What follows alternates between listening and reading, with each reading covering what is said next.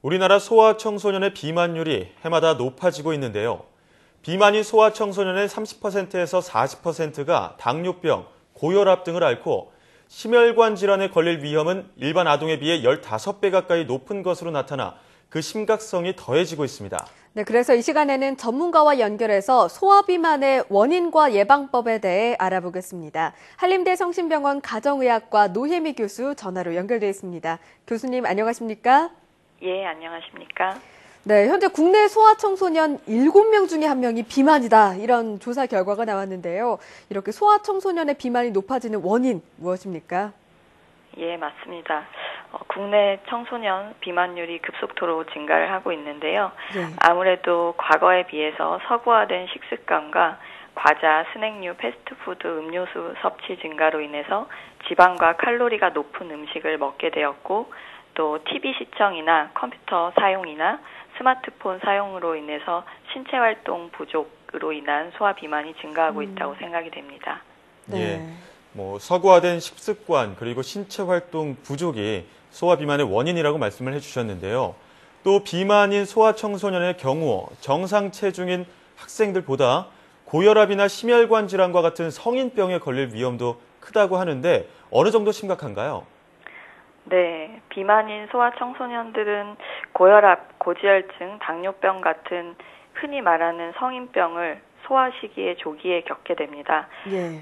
과체중 청소년의 30%에서 고혈압이 있다는 보고가 있었고, 특히 이제 심한 고도 비만아의 80% 정도에서는 이러한 고혈압, 고지혈증, 당뇨병 중에 1개 이상의 합병증을 가지고 있는 것으로 알려져 있습니다. 그리고 무엇보다 중요한 것은 이러한 비만 아동의 절반 이상이 나중에 성인 비만으로 이행되기 때문에 심각한 문제라고 할 수 있습니다. 네, 아무래도 어린 시절의 식습관은 어른으로까지 이어지기 때문에 좀 이렇게 연관되는 게 아닐까 싶은데요. 뿐만 아니라 이 비만인 학생들이요, 또 학교 생활에 잘 적응하지 못하는 경우도 많다라고 하던데 혹시 좀 왕따가 당하는 건 아닌지 걱정이 됩니다. 이 밖에도 어떤 문제들이 있습니까? 예, 맞습니다. 아무래도 이제 친구들과 어울리지 못하고 성격도 점점 소극적으로 변하고 자존감도 떨어질 수 있고 그러다 보면 이제 우울증에 빠질 수도 있고요. 고혈압, 고지혈증 이런 심혈관 질환 이외에도 천식이나 과민성 대장증후군이나 지방간 등의 건강 문제가 또 비만과 관련이 있고 이 2차 성징이 빨리 나타나는 성조숙증이 발생해서 원래 자랄 수 있는 키보다 작게 자라서 성장이 일찍 종료되는 경우도 있습니다. 또 비만은 또 생활 습관과 밀접한 관련이 있을 것 같다라는 생각이 드는데요. 비만인 부모의 식습관이나 생활 패턴에 영향을 받아서 또 아이가 비만이 되거나 성인병을 앓게 되는 경우도 있습니까? 네. 가족 중에 비만한 사람이 있으면 아이가 비만아가 될 가능성이 높은데요. 실제로 부모 중에 한 명이라도 비만한 경우에 부모 모두 비만하지 않은 아동에 비해서 비만아가 될 가능성이 4배 정도 높다고 알려져 있고 이런 상황이 발생되는 이유는 유전적인 요인도 있겠지만 건강하지 못한 식습관과 운동을 하지 않는 생활 습관 등을 이제 공유하는 환경적인 요인들도 영향을 줄 가능성이 높은 것 같습니다. 네, 아무래도 아이들은 엄마 아빠를 따라하게 되니까 영향을 주지 않을까 싶습니다. 그런데 교수님도 말씀 주셨습니다만 어릴 때 비만이면 성인에 대해서 비만일 가능성이 높다 이렇게 주셨는데 그럼 어린이일지라도 조기에 진단을 받아서 치료하는 게 좀 중요할 것 같습니다. 끝으로 소아청소년 비만을 예방할 수 있는 방법 전해주시죠. 예, 예방법은 사실 다들 잘 아시는 거지만 실천하기가 어려운데요.